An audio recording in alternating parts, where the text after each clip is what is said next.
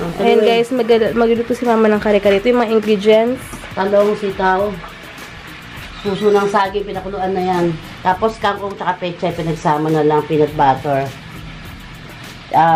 Beef cubes, ano yan? Atsuete, bawang sibuyas. Tapos ito yung sinangag na bigas, kailangan ni blender. Blender na pala na okay na. Ito yung pinakuluan ng balat ng baka tsaka ng beef. Ihulog ko na tong blender na bigas, pampalapot to. Ito yung pampalapot, pinaka-pampalapot. Ano to dalawang bigas, dalawang takal nung 2 cups? Hindi, nung maliit na sa ginagamit sa rice cooker. Yung 2 cups okay na. Okay na. Meron din pala kaming lechong kawali. Pakuluan nyo lang yung baboy, pakuluan lang din, hindi kailangang super lambot. Pakuluan nyo lang siya. Tapos, pag eto na yon, napa-after mo pakuluan. Yung malagay ko magic sarap para masarap kasi kumakapit sa lasa yan.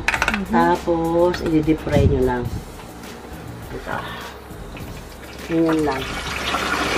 Deep fry lang. Tapos, ganyan lang. Kasi ito yung finished product nyo. Na yung, di ba hinulog ko na yung bigas na ginisa. Ay, bigas na ginilin. Kasi ito hulog ko lang itong bawang sibuyas. Okay. Hindi ako nagigisa. Ilalagay na niya. Talong at sitaw kasi matigas to, unahin natin pang ihulog. Okay. Okay na. Teka. Yung peanut butter daw, ano hinalo mo dito, ma? Lagyan ko konti tubig para siya, yung lumabnaw siya konti. Kasi hindi pwede ihulog niya, magdidikit-dikit lang yan. Okay. Blender niya. Mamaya pa yan. Ito ng konting salt. Para may lasa-lasa.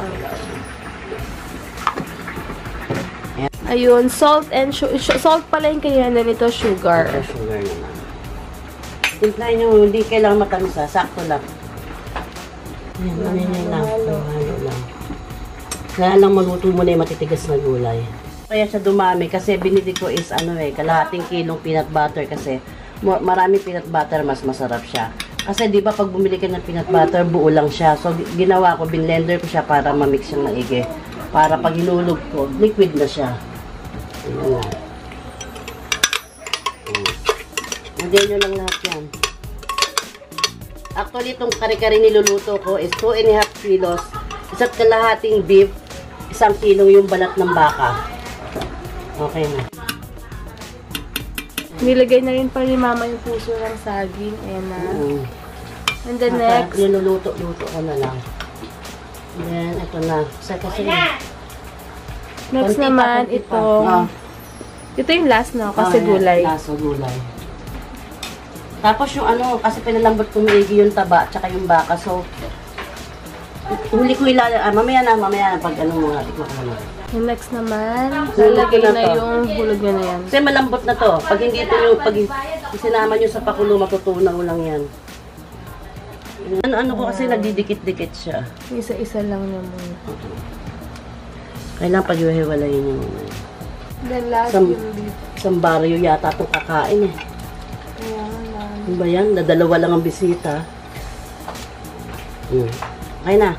Nalagyan na yan ng pampalabot. At pampalapot. Cornstarch. Sarap na. Nalalagay lahat ng pechay kasi maano lang. Masarap yan. Pinaghalo-halo kasi yung kangkong. Pareho lang yung baga ang dako. Ito mag-alala din. May magte-take out daw dito. Okay. Yan, okay na. Pag ganyan, pwede nang patayin yan. Hanggang baryo ng